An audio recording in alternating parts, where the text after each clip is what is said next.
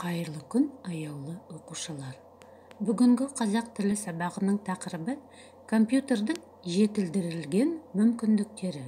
Сабақ мақсаты оқушыларға қазіргі заманғы компьютердің мүмкіндіктері туралы түсінік беріп, талдау мағынасын жетілдіру. Теориялық ұғымдарды меңгерту, грамматикалық тапсырмалар орындау арқылы қазақ тілінде сауатты ойлау, сөйлеу, жазу дағдыларын қалыптастыру. Бүгінгі сабақтың жоспары бойынша тыңдалым. Оның алдында сөздік жұмысы және ой түрткі тапсырмасы бар. Тыңдалымнан кейін бірнеше лексикалық және грамматикалық тапсырмалар орындаймыз. Сабақ жоспарында емтиханға дайындық жасауда кезеңі бар. Ал енді бастайық. Мәтін алды тапсырмасы бойынша ой түрткі.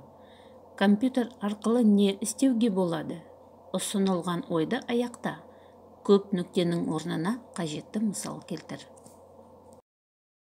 Сабақтың негізгі бөлігі тыңдалымды, лексикалық және грамматикалық тапсырмаларды орындау үшін мұқият тыңдаңдар.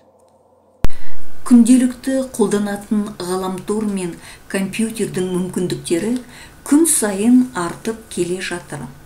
Ол экономика, ақпарат, ғылым, білім, жалпы әлеуметтік саланы дамытып жатыр. Оның жеке адам мен қоғамның қауіпсіздігіне деген әсері күшейіп келе жатыр.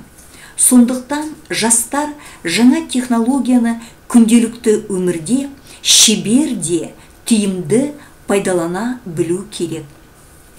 Жастарға арнаған сөзінде елбасы біздің жастарымыз оқуға, жаңа ғылым мен білімді игеруге, білім мен технологияны күнделікті өмірде шебер де тиімді пайдалануға тиіс. Біз бұл үшін барлық жағдайды жасап, ең қолайлы жолдармен қамтамасыз етуіміз керек деген болатын. Шынында осы күнге дейін ғаламтор арқылы қаншама нәрсені оқып білдік, көрдік, естідік. Сол арқылы қаншама жақсы адаммен таныстық, қаншама тамаша жаңалыққа қол жеткіздік, қаншама жұмыс істеліп, жобалар іске асты. Ғаламтордағы Google, Википедия секілді сайттар арқылы Қазақстанның рәміздері, тарихы, әдебиеті, мәдениеті, қысқасы еліміз жайлы кез келген мәліметті таба аласыз. Бар болғаны өзімізге керекті сөзді жазып, іздеу тетігін басу керек. Бірінші тапсырма. Сөйлемдерді оқыңыз және олардың сабақтас құрмалас сөйлемнің қай түріне жататынын табыңыз. Екінші тапсырмада сөйлемдердің шын жалған екендігін аяқтаңыз. Бірінші. Компьютердің мүмкіндіктері жеке адам мен қоғамның қауіпсіздігіне әсер етеді. Екінші. Жастар жаңа технологияның күнделікті өмірде тиімді пайдаланбайды. Үшінші. Осы күнге дейін ғаламтор мен компьютер арқылы көп нәрсені оқып білдік, көрдік, естідік.